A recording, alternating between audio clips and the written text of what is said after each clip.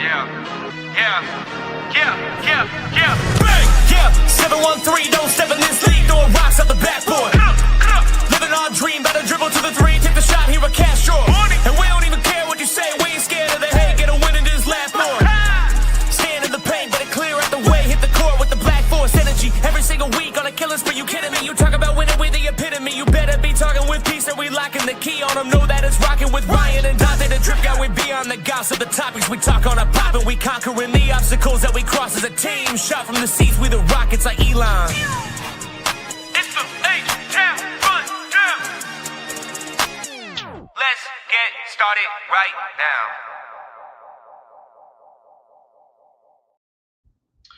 Hey everybody, this is the H-Town Rundown Houston Rockets basketball podcast. It's been a while since together last, so it's good to see everybody here. I got my boy Donte, AK, and Ryan here today to talk a bunch of basketball. Ryan, Donte, AK, thank you for joining us today. Donte, let's start with you, my man. What's going on? It's good to have you. I've been straight chilling, in and out going to games and stuff like that. So yeah, just been chilling. Oh yeah. It's good to see you, my boy. AK, Mr. Infinity. What's good, man? What's good? What's happening, man? I'm excited for the season. Not so excited for something I'm a little bit concerned about, but overall, I'm excited for the season. I'm ready to rock and roll, man. Let's go on. Let's get some Rockets propaganda out here. Let's get this chill. Let's do it, man. Let's do it. And last but not least, COB. Oh, we'll talk about that later. I'm interested. And last but not least, Ryan, of course, it's good to have you on, my boy. What's going on? Nothing, man. Just another day. I'm back home for fall break. Rocket season starts soon, man. Can't complain, bro. Oh yeah. It's good to have you. And of course, we're all here to talk about a lot of things, but mainly the big topic we want to talk about today is Alperen Sengun and his All-NBA journey. Now, we kind of saw what he was like in the preseason, looking pretty good. At one game, he had 13 and 13. Second game, he just dominated the entire first half by himself. Carrying over possibly from his play overseas, maybe. AK, what do you think about preseason? Oh man, so it looks like Ime Udoka is finally taking the shackles off of Alperen Sengun and letting him cook as the facilitator and playmaker that he is, because the offense looks so much cleaner. I'm so excited to see what the rest of the season look like, man. I'm trying to see who else. Like, who's the biggest beneficiary of playmaker Sengun? That's what I'm interested in seeing. Yeah. You're absolutely right about that. Donte, Brian, do you guys have anything else to add about Sengun? Maybe the overall preseason, but maybe Sengun's preseason. I mean, so far. I can't really speak on preseason because I haven't watched the two games due to holidays and due to midterms in school. But what I can say is that the stat lines are really good. Yeah. And if the stat lines are telling the truth about what's going to happen this season or what has happened in preseason so far, it's going to be a pretty good season, man. I absolutely agree. Yeah, you're completely right. You're right. Donte, what else you got for us? Hey man, that LP, that give and go to Kevin Durant, that pick and roll to Kevin Durant looks so good, bro. Now that's like the money play, bro. I mean, when you can see where LP just get the ball and you can see him just handing it to Kevin Durant, he comes off that pin down and you can just see him taking that mid and just knocking it down every single time. And you just see Kevin Durant just looks so comfortable already, man. And Amen Thompson looked it great the second preseason game. Hey, it's a lot of fun watching. It was a lot of fun watching. I mean, Kevin Durant, especially in that third quarter, you see when he took contact and then just hung up in the air and made it was just him and that LP. That LP just give and go in that pick and roll. That just looked lethal. That just looked lethal, and people will have a lot of problems with that. And LP passing, playmaking ability, that's what it makes him more. It makes him more and more tough, bro. Because when he's not scoring, he just impacts the game so many ways. With his rebounding, he's improved on defense, but that playmaking ability, him being able to get everybody an open shot, and especially give Kevin Durant an open shot like that's just crazy. That's just crazy. That's gonna open this game up another level into all NBA stardom. By him not being able to even if he's struggling scoring, he still you still could play through him because he's gonna make the right play. He's gonna make the right play. He's going to impact the game by being a playmaker. And Ime Udoka finally unlocked. Finally got something going. But I like that. Remember that Kevin Durant 2-man game? I love it. It's nice. Ryan, you were going to say something? Yeah, I do want to add one thing. Although I didn't get to watch the games, I saw some clips, and it kind of brought me back to what we saw a little bit of last season with, Steven Adams, Alperen Sengun, little give and goes in the paint, a few little PNRs here and there. But we saw, I think it was Sengun throw a lob to Capella. Dude, if we get more of that throughout the season and we consistently see PNRs throughout the big man, or we see them doing more give and goes, and we actually see Sengun, because that was an example of what AK said. Sengun is facilitating the floor, and Udoka is more open to that. If that is an example of what we're going to see throughout the season, without having a facilitator at point guard, unless Reed Shepherd or Amen Thompson blow up and be incredible this season, that will open up a lot of shots at the key for us, or even in the mid-range for Kevin Durant as well. So I think having Sengun be able to facilitate the floor in the post while having, 2 or 3 other big men, considering how big our team is and the size of our team, that's going to allow us to unlock our full potential for this season, I believe. Because you're right. allows the point guards, Amen and Reed Shepherd, to be able to facilitate a little bit, as long as Sengun is facilitating like he has in the preseason. Yeah, I mean, we saying that, Ime, we give it. My bad. Go ahead. I want to talk about one play. I know AK remember this, the second preseason game. Kevin Durant has the basketball. He loses the basketball. He picks it up. He gives it to LP. LP gives it right back. To him. And Kevin Durant, that jump shot looks so smooth in that mid-range. But, Kevin Durant just loses the ball. He bobbles the ball. He stops it from rolling. He picks it right up. He just gives it right to LP. It's kind of like a reset. And LP say, here, you can have it back. Just comes off that and just knocks that mid-range. That play right there just looks so unstoppable. Yeah, and I'll add on to that. The give and goes that we'll have with our team being as big and as tall as they are, having Sengun facilitate the floor down low, that's going to have so much space in the mid-range and at the three-pointer line. It's gonna allow our players to have so many more opportunities. We've seen Amen Thompson get better at that mid-range shot as well. If that means that Amen Thompson can continue to shoot that mid-range, and he's also shooting threes in the preseason, firing them too. If we get to see more of that, I think we'll be a really good team this season. Pay attention to the shots that these dudes is taking. I can probably count on one hand how many shots I was like, what the hell are you doing? I didn't see a whole lot of that compared to last season where you got 12 of those per game. These dudes out here, they're taking so much better shots because they're letting the person who's good at setting everybody up set everybody up, and they're accepting that role. And there's nobody there to slow it down and play a style that only they can play because it's the only way that they know how to play. I love it, bro. I like the versatility. I like the sharing of the ball. How many assists did we have? It was a bunch of assists, bro. We had a ton of assists in these first 2 preseason games. To me, man, y'all know my barometer for the offense. If Jabari is getting a good amount of shot attempts, that means the ball is moving. Point blank, period. That's what's happening. I want to see more of this. Yeah, Jabari ain't got to take the most shots. Obviously, it's going to be KD. I think Jabari going to end up probably taking the third most shots, or him and Amen going to be tit for tat. Amen might have some games where he just going crazy, though. With our roster, I just want to reiterate this because I didn't mention Jabari. Jabari has been shooting that thing too. That second game, the stat line looked incredible. I don't know about the first game. Again, I didn't watch them. But I think he shot, 5 threes? He went 3 for 5 or something like that for 3 in that second game. I don't remember exactly what the stat was. It was something like that. If we're able to create that much space down low to open up shots for Jabari in the mid-range or at the 3, that's going to be incredible. And we've seen him develop under KD. We saw that one play where he had it at the top of the left wing, little cross, whatever, in between, drove through the lane, dunk. Dude, that was crazy. Yeah, it's gonna be a lot of that. We've seen the development under KD already. Do you see the spacing? Oh yeah, the spacing is night and day. It is night and day, bro. Night and freaking day.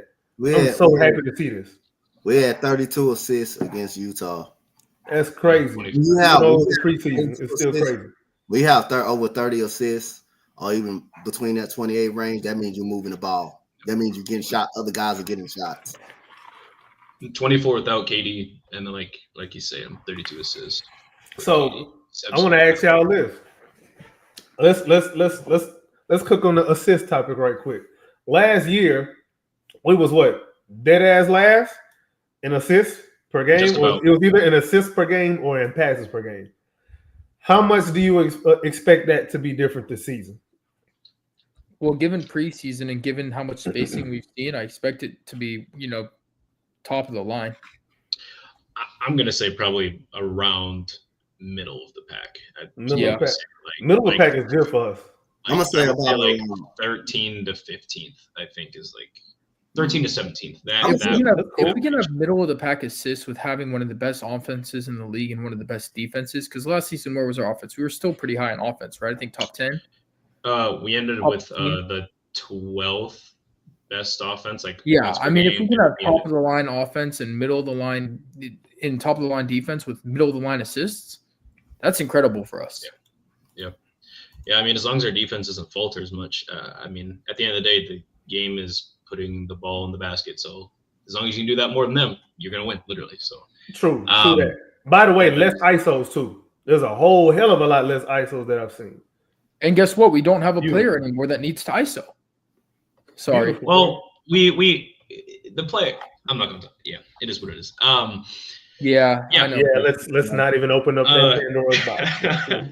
For the love I want to stay positive. Bring that comment up that AD said. Bring that. Don't skip over that comment, Chris. Look, he just brought it up. Look, you just about brought up what Ryan bring up. Look at that. See, look at that. He brought it up. See, he brought up the player. I'm just gonna leave it. Look who we traded him for.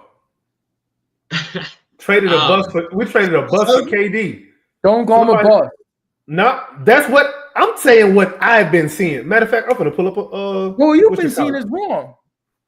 I know I've been seeing it. I know it's wrong, but I'm saying what the narrative is. People get mad at me for talking about narratives, but no, you didn't say it's a narrative. That's what you said. You saw it. You didn't say it's a narrative. He talking. I'm talking. Look, see, Ryan trying me. I'm trying to be a good person today, bro. For once in my life, I can derail this whole show, but I'm gonna be a good person for once. But don't try me again. My patience is So here we go. Yo, AK or AD, I see you. I like knows. it. But it's AD not. Knows. It's not the topic today. The topic today is Alperen Sengun, right? Overall. And Ryan, I think you brought up you and Donte obviously specifically talking about the plays that KD ran.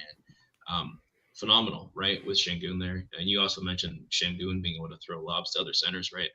We talked about the importance of having a center or at least a player that can consistently play above the rim, specifically like the center spot is what we were looking for.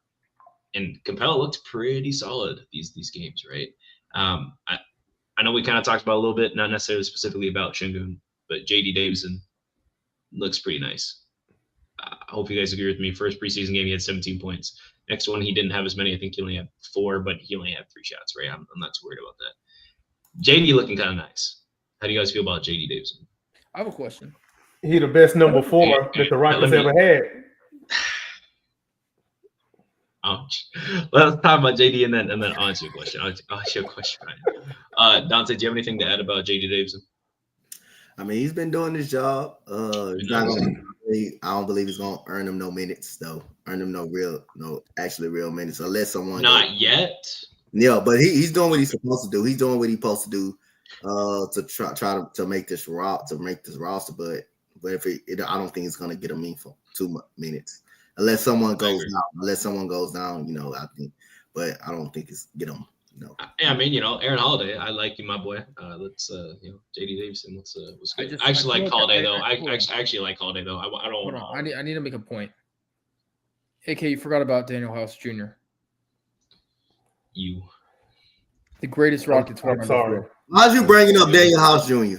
I'm sorry. Bro. And you bringing this the greatest Rockets were number 4. Yeah, and he got a issue. There we go. Thank you. It was that he need help with. Good issue, man. Good issue. Issue that pretty much cost us a playoff series, but hey, We're not gonna open up another Pandora's box, bro. Let's keep it as it is today. So one last couple plays. I think you mentioned Jabari and how well he's been playing. None of us mentioned Tari Eason yet. I think his play has been okay. He looked a little sluggish that last game he played. Man, listen. Tari Eason, I think the way he plays, he's going to be fine. I just know in the back of everybody's mind, they worried about him not getting his contract extension. It's the thing that nobody wants to really touch on. Nobody really want to talk about it. But I'll say this, man. It looked like, or let me just assume this. This is an assumption. That little injury history that he has with his leg or whatever, I can see that probably being a reason or playing a factor into why he ain't got no contract extension yet. He probably wants a certain amount, and because of this injury history, he's not gonna get that. Hell, I don't know if it's even the amount that he wants. I just think they probably just don't want to. They probably want to see a bigger body of work. You know what I'm saying? For the season, that's what it looked like to me, man. It's so crazy, right? Because remember his first year, right? Even his first 2 seasons, everyone was ranting and raving about this Tari Eason guy, right? Every single team was calling. We still are. About no, right. I just let me get my point off, right? It's just interesting that we've come to this precipice where we, the organization by we, so not me, might not sign the kid because of his injury history, right? But Michael Porter Jr. damn near had his back, snapped in half multiple times, dealt with back injuries forever, and then still stay with that team to win a championship. Now he's not there anymore, but he was there for at least 7 years, right? It was a very important part of their championship run. Is there a precedent in the Stone era for that being the case? That's a good question. Joel Embiid. For the Stone, I'm talking about for the Rockets. For Joel Embiid. That's not. I don't know if that's a great example because we're not asking him to be Joel Embiid. We ask him to play 65 games. We're looking at people that have had leg issues. I'm talking about the Rockets because different front offices operate differently. Some front offices they'll go ahead and roll the dice. Some of them won't. Some of them will. I don't look. I think Udoka. It's hard to discuss with Tari because obviously we know Tari's a great player. We know he's the Udoka type player. So I don't think Udoka would go forward with obviously a player who, if he is hurt and if that's what we're basing this off of his contract, I don't think that he would keep Tari. But I think because of how much of a Udoka player Tari is and the mentality he brings to the team, the aggressiveness, I think he does keep Tari. I don't know if it comes down to being a Udoka. Okay, I'll ask you a question. What do you think the silver lining is with Tari and Udoka? Same mentality. That's about it. Same mentality. Yeah, they're both dogs. You know what I'm saying? That's what they're both junkyard dogs. That's what it comes down to, bro. I mean, that's really about it. Other than that, I think the person that needs to be won over is Rafael Stone. Because at the end of the day, he's the one that dropped the contracts. Yep. Udoka can suggest A, B, and Z, but Stone got to drop the contract. I'm gonna say this: media day. Kevin Durant was super happy about talking about his extension. Jabari was happy about talking his extension, and Jabari had already signed one. KD obviously is like, yeah, I'm gonna sign one. He was very open and honest. He's like, I'm gonna sign that, right? And then Tari Eason gets up there, and someone asks him, and his whole body language went from like happy jumping around talking about being a Rockets guy, get up there, and then he pick up the mic talking about, we're not gonna discuss that, and then set the mic right back down. Which I get it, you trying to not say nothing, but usually you don't say anything if it's not going your way. You can tell it's a problem. Yes. You can tell it's a problem, and the only reasonable assumption will be injury history. That's the only reasonable assumption. But let's keep it a buck.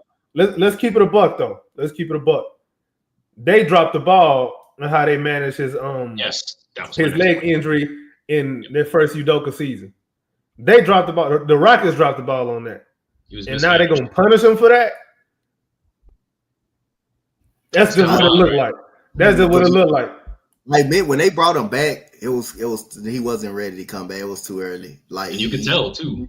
He re-aggravated too. He re-aggravated, and then he plays so hard too. Like Tari go all out. He just plays so hard every single play.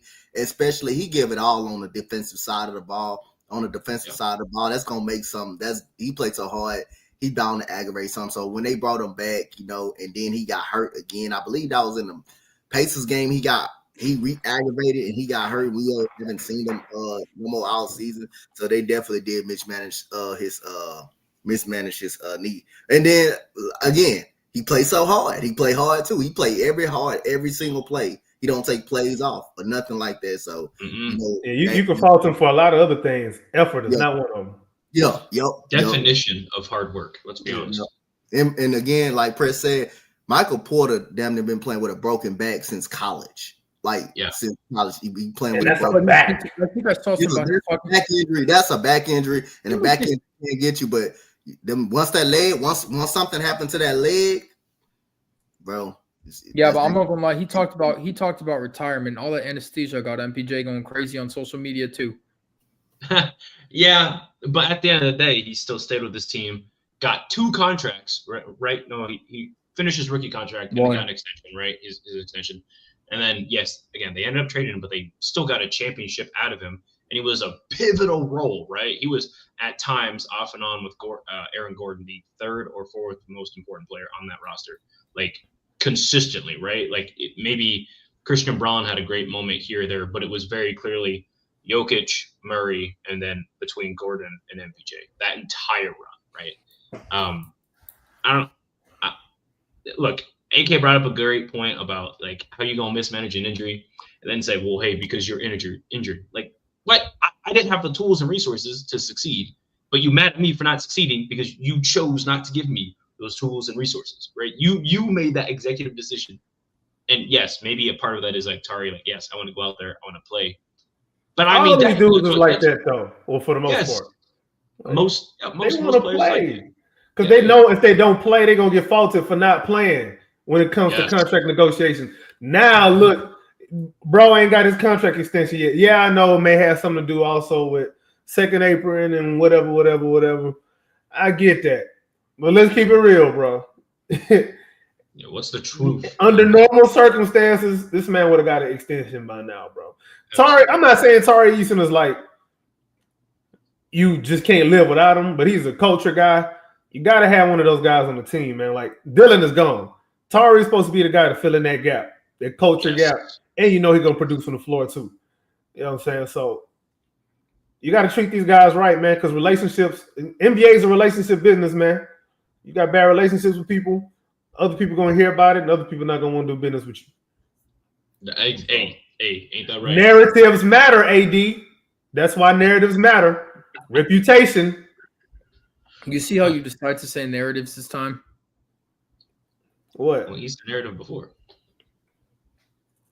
At the end of the day. Okay, this is about Tari Eason, right? Again, all love for him too. Phenomenal kid. I really do hope he gets his contract extension. But AD talking about he's gonna get an extension and get traded. Yeah. Bro, stop putting that bad juju out in the air, bro. This is why I hate you now. I don't want to spend any more time on this, though. What I want to talk about right now, officially, like we talked about at the beginning of the episode, is Alperen Sengun and his path to be an all-NBA player. Now, last year, I'm not going to say that he didn't deserve it, because I think he did deserve a spot. But there are a lot of great players in the league. Again, at the forward spots and center spots. Now, correct me if I'm wrong. I think how it works now is you just need a guard. You need 2 guards and then 3 forwards/centers, right? That's how that works. It's not positional anymore for the All-NBA teams. Am I correct on that assumption? That's how I understand it. Okay, so that means our boy Sengun's got 9 people to beat out, 10 people to beat out. I guess he can be the 9th man.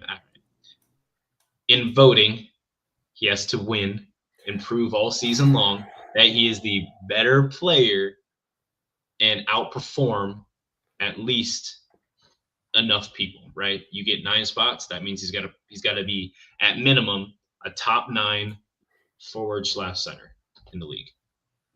What are the steps to do that? That's what. Let me go ahead and touch on this. Let me grab this right quick. Yeah. So we talked about this on the space that I ran yesterday, man. So this is what I believe. First of all, first things first, wins. That's always going to help in your favor.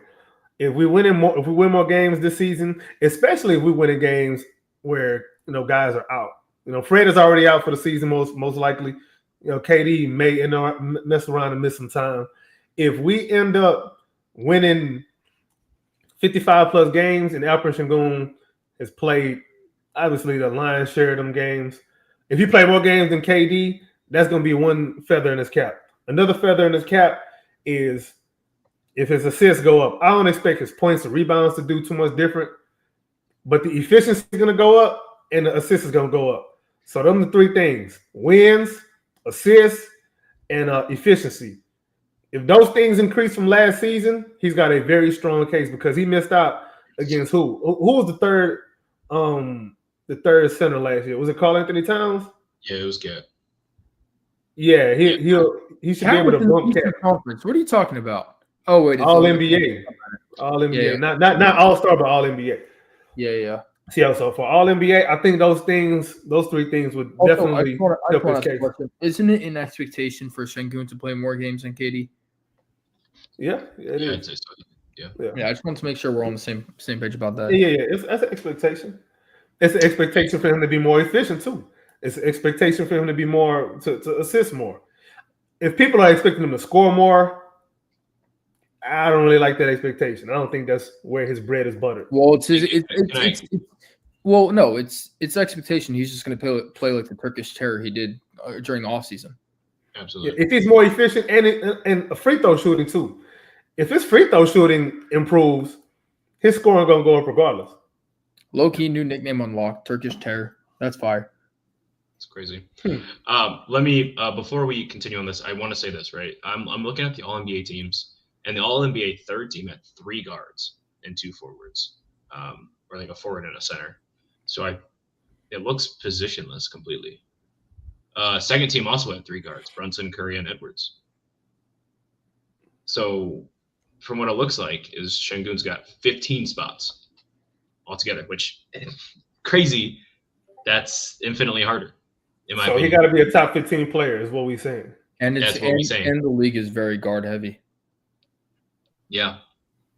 I mean, we'll see, man. We'll see. We will see. I hate that they make it positionless, though. Like, yeah. Imagine why did they have to do that? Why did the NBA feel, oh, yeah, we need to make all NBA positionless? Why? What benefit does that do? Because the league is the way the game is played now is so guard and wing heavy. There's so little emphasis on centers that if a center actually makes it, they had no choice but to be on there. The league is just changing too much. Nobody wants to see bets on TV. Adam Silver, talk to your boy. Over under on my TV screen. Man, listen. Adam Silver got them big old elephant ears and he can't hear nothing. Oh no, yeah. He's doing what he likes to do and what he wants to do. And fans are getting really tired of it. He belongs as a leader of that one country, but I can't say it. Y'all know what I'm talking about. We're not gonna talk about that. That's crazy. Sorry. So yeah, I will say this. Unfortunately, Sengun's got a lot of people to be better than in the league. Like, you tell me he has to be a top 15 player. Let's ask this question. I'm gonna ask Donte this, or I'm putting him on the hot seat. All your Alperen Sengun guys, get ready to pull out your Twitter accounts real quick. Donte, was Alperen Sengun the top 15 player last year? Yeah, I believe he was. I believe he was up there. He was a top 15 player in the league last year. Top 15 to top 20. Depends. Okay, 15, 20. How you look at it depends on how you want to look at it, man. How you want to look at it. I mean, he was like our best player. Outside of him and the Man Thomas, he was our best player in the playoffs. I mean, he led us like all season. He was consistent. He was an all-star. He was an all-star last year. So on a good, he top 15 to 20 player. Now, I will say this. If he hit free throws now, if he hit free throws, the man can easily average 25. Easy. Yeah. 25 points per game. Yep. If he hits free throw, like if he hits them this year, If he hits them this year, and I think he's gonna I think his assist numbers may go up this year because the way it's looking right now. But if he hits his free throws, the man can average at least 24. If he hits his free throws.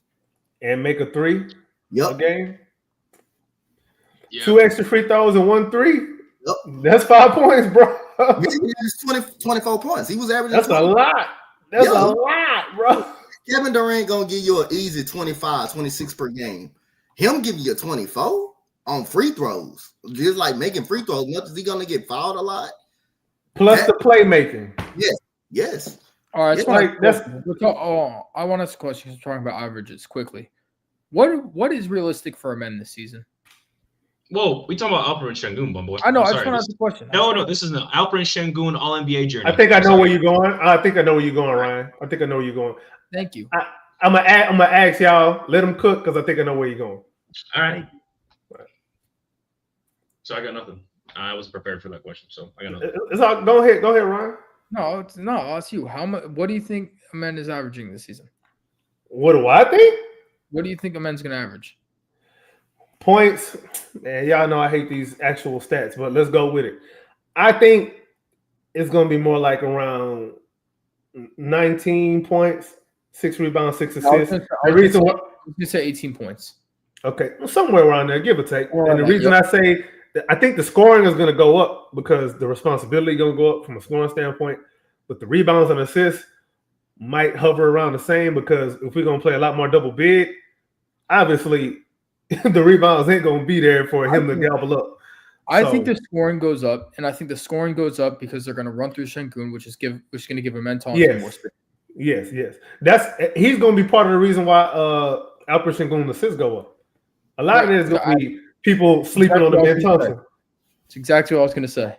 Mm-hmm. So that did have to do with Sengun. So I ain't gonna lie, AK had more points than I imagined. I was gonna say 17, up around 17, but if that man has 19, that's gonna make me a happy dude because I've been campaigning that Ben Thompson will be an all-star. But that's just more me. That's just one of my hot takes. If he's averaging 19, like AK said, I have 17 points. I have bumping up. Yeah, like if we second in the West, yeah, and Ben Thompson is at 19, 6 and 6, he's an all-star. Yeah, and that's gonna maybe because I said it because I said that's my dog. Well, and we can come back to this after the season, but if Sengun is really going to be facilitating the floor, I want to see how many assists he's going to have towards every player, like on average, because I think he'll have 2 or 3 to a man on average nightly. Probably more. You think so? Because he's gonna be the one that people helping off of. You're not gonna help off KD. It's not happening. Right. And they're probably still gonna. I could see now with Sengun running the floor like we've seen in preseason. I could see a men still running that dunker spot, but doing a lot more. What's it called? Backdoor plays, like we saw with JG cutting back. No giggity. We're gonna see a lot more of that with Ben Thompson. Yeah, and maybe you're right. I think 19's that's quite generous. I think, but at the end of the day, maybe I just believe in him a little bit too much. That's fair. It's not so much him. We just haven't had a team where we average 3 people average essentially 20 points per game, right? But the spacing is going to be so much more open for him. I'm not worried about, I guess, specifically the spacing. More or less the opportunity he's going to get based on the plays run up. Like, yes, he's going to have. I'm just trying to. Sorry. Okay. He's. I don't know. I'm just like yes, he shot 38% or 37% from the corner last year. Great. Is he going to have those exact same type of opportunities now? Right. I don't know if they're going to say maybe it was just a 1-year wonder type thing. And I mean, you're telling me that they're not going to catch on to that halfway through the season. There's always, I mean, we don't even know what the starting lineup is going to look like yet. Like we don't have a definitive starting 5 out there. I don't know if he's going to have some of these exact same. He's going to have different opportunities, but I don't know if he's going to have the exact same wide ass open shots he was getting last year. Because I mean, teams was like waving him off, looking at the basket, waiting for him to shoot. And then he would just go ahead and jump over him. But, and they still couldn't stop him. They still couldn't guard him in the playoffs. They still couldn't find a way. I mean, yeah. Like if Like, to be honest, they were gonna figure something out. They would have been done that. They would have been done that. This man going on 3 years. I don't think. No. Well, I'm talking about his not so much getting to the paint, right? I'm just talking about his overall shot percentage, right? He shot 38%. Okay, now you're talking about Amen Thompson. What I was trying to say. Now we have to, but from mid No, pitch. But yeah, what my point was trying to be is that with Sengun facilitating the floor, we're talking about his all NBA potential. If he's really going to facilitate, and AK and I are both on the same page about him averaging more points, he saw that where I was going with that. I think a lot of our players, Reed Shepard is going to be a lot better. He's going to have more space. Amen Thompson, Jabari Smith Jr. I expect all three of those players. I expect all their points to rise quite a bit, especially Reed's better. He's going to start, Reed's better, which he might, right? Obviously, but what I'm saying is with Sengun facilitating the floor, which it does look like will happen, we should expect these players, their numbers to go way up, especially in points. That's all I'm trying to make that a point. Yeah, no, I agree. Creating the space, which Alperen Sengun looks like he's already doing, that's going to create his all NBA potential. Mathematically, it's not just about points and rebounds and who does. It's about, are you able to create space for other players in order for them to get to their potential as well, to help other players unlock their potential. And that's what I think I want to see from Alperen Sengun this season. And I want to continue off that, right? Last year, we talked about how important it is for a player to have two skills, right? Two elite skills. So that way, if a team takes away one, you can at minimum have something else to turn to, right? Yep. Last year, most of the team did not have two skills, even starting specifically. It was, hey, I can do this, and that's about it. Or when you were getting to your second skill, people weren't in the right spots. You didn't have the correct spacing to work with. Or you were simply just missing the easy shots once you got there, right? Once you're able to do your whole thing and you finally got there, you were missing it, right? Alperen Sengun, is his passing his number one skill, and then scoring second? Is it his footwork first, and then his passing? I'm just kind of curious what you guys think his top two skills are, because I want to kind of go off your point, Ryan. It seems like no matter how you want to put it, his passing is at least his most important or second most important skill based on how you look at it. Because if he can draw the gravity with his scoring, his passing just comes naturally. I think after seeing him be a leader in Turkey and seeing what he's doing this preseason, facilitating the floor, being a leader, right? In comparison to what we've seen with the Jalen Green seasons, obviously having Jalen Green and Alperen Sengun didn't work. We saw that. But what we did see from Sengun that we're starting to see even in this preseason is the playmaking, and we're starting in that passing, right? We've seen Sengun's passing to Jalen Green, whether it's for a lob or out to the wing or to the mid-range for a shot, right? We're starting to see that more because we're able to create more space having Kevin Durant and a bigger team and trying to find ways to get a shot off. So I think what we're going to see from Sengun this season is his ability to create plays and create shots for other teammates, and I think that's going to be one of his biggest skills this season. So overall facilitation. Of the facilitation. Okay. What's his other skill? What's his other skill? Yep, you named the one. I mean, I want to say his footwork, but okay. I mean, does leadership fall under facilitation? No, those are two different skills. You can be a good passer, but not be a good leader. Yeah, I mean, I think we're going to see a lot of what he did in Turkey be a leader. I think we're really going to see that fall over into this season as well, be a leader. Okay, so facilitation, leadership. Okay, that's interesting. I like that. That's interesting. AK, you want to say something? No, you're good. Okay. You're good. Okay. You're good. I want to ask you the same question. He hates agreeing with me. I'm going to ask you the same question. I just hate you, bro. I'm going to ask you the same question. What are Alperen Sengun's two skills? His most important skills, I guess. His best skills. Most important, the IQ and the playmaking, bro. Those are the two biggest superpowers he has. Yeah. So it just makes everything else. It makes the team better. Mm-hmm. I like how you said IQ too. So Ryan going with I don't even want to say this like it's unconventional, but pairing up like an on-court skill with something that doesn't necessarily exactly line up with scoring or defending. I like that. Ryan saying leadership, and now you saying IQ, right? I like where this is going with Alperen Sengun, right? Donte, Alperen Sengun's two best skills. Donte, his two best skills is just being a playmaker, man. Just being a playmaker, and like AK said, floor IQ, and just being a floor general. Like, he doesn't have to impact the game on just scoring the basketball. He just making plays for others. That's just makes him great. That's gonna make him just a dangerous player and an unstoppable player to even guard because of that playmaking ability. Absolutely, exactly, right. And all these skills combined, which again, it sounds like his playmaking slash facilitation is everyone's number one right now. That's probably going to be the thing that sets him aside from everybody else, other than, unfortunately, the guy we don't need to compare him to anymore, Alperen, or to Nikola Jokic, right? Jokic is a different beast, and their play styles are different. But I mean, Jokic's best skill itself is his gravity, right? His playmaking. I don't know what Jokic is like necessarily as a leader. I've seen him yell once, but I don't watch Nuggets like that, right? Alperen Sengun, we're seeing him be like more vocal in these preseason games. In the playoffs, Jokic was so vocal, right? One of the playoffs games I went to, that man was like talking like he was Jabari out there, right? Jabari is the guy talking about like he's always on the court, he was yelling, he's the most vocal on the court, which he is, he very much is. But Sengun was like the last 2-3 games that we won, or 2 games that we won after going down 3-1. Sengun was like, wow. I don't know, something was different in him. And then as you saw overseas, he did nothing but be like the leader in huddles. He was like the coach, damn it. Not drawing up plays, but giving that, yeah, go ahead, Ryan.